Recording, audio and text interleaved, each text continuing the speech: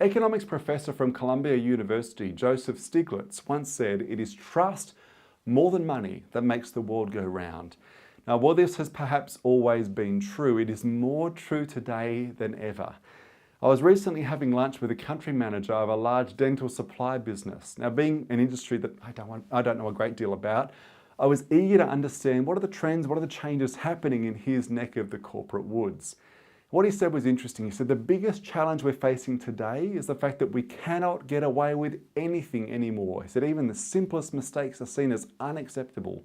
In the past, he said, sometimes we'd send a shipment of supplies to a dental practice that may have had minor damage to the packaging, or perhaps he said our warehouse would make the mistake of distributing products that had a shorter shelf life than the standard 2 years.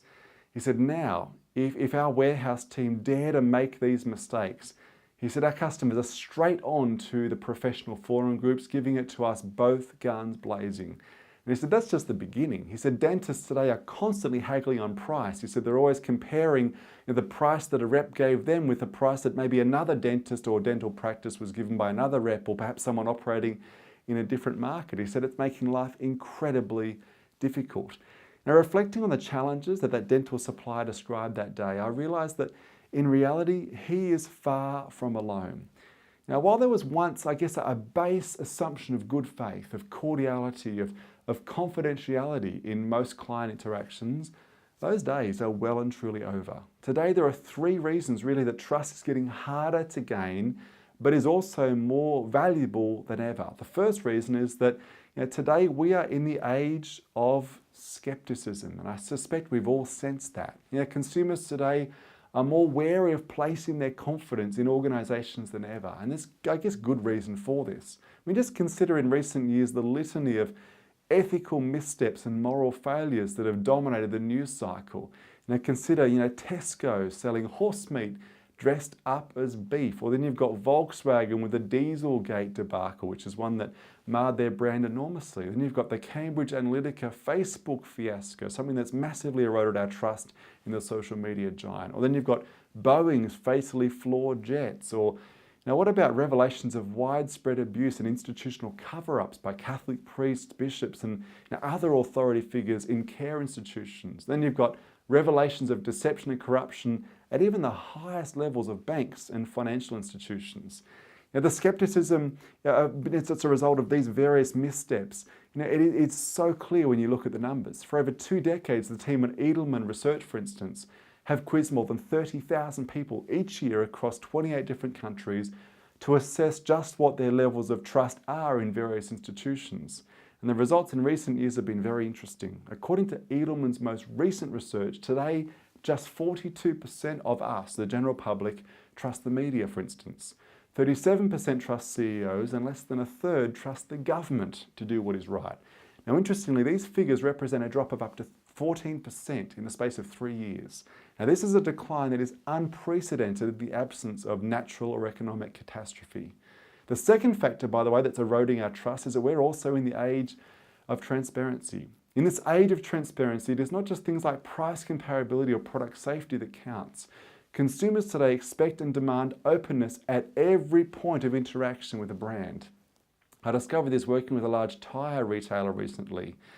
He suggested or said that over the years, someone would come into a tyre store, they'd give the make and the model of their vehicle, the person behind the counter would type in the vehicle's make and number, give a quote for tyres, and that would be it. The customer accepted that price. He said today that's not the case.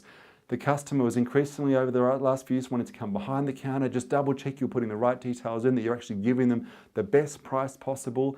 And he said this has put massive pressure on store people in the chain. Now, explaining why building trust in the age of transparency is so challenging, Rachel Botsman, in her excellent book, Who Can You Trust?, suggests that the very notion of putting our faith in institutions and those at their helm is becoming increasingly untenable in the 21st century. Today, she said, there is simply nowhere to hide. As Botsman observes, the realities of this age of transparency mean that the rules of the past no longer apply. Suppression, secrecy, and subterfuge simply do not work anymore. Now, the third factor eroding our trust is that we are in the age of empowerment. Individuals today have access to information and an array of options and a platform for making their voice heard in ways that previous generations could have only dreamed of.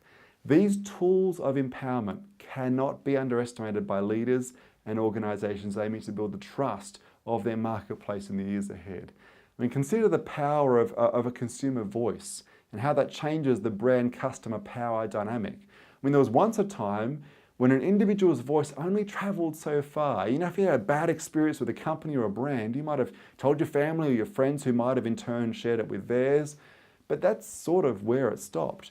If you were really incensed, you might have written a letter to the editor of a local newspaper or organised a boycott or even contacted the government department concerned with consumer protection, but that's as much as you could really do. At the end of the day, the power of a consumer's voice was pretty limited or dwarfed by the clout and the reach of a company's marketing budget. And yet today, online review sites and social media have thoroughly turned the tables. 90% of consumers trust peer reviews, for instance, today, while only 14% trust advertisements. In other words, what you say about yourself and your products matters less than it ever has before. In contrast, what your customers say about you speaks volumes.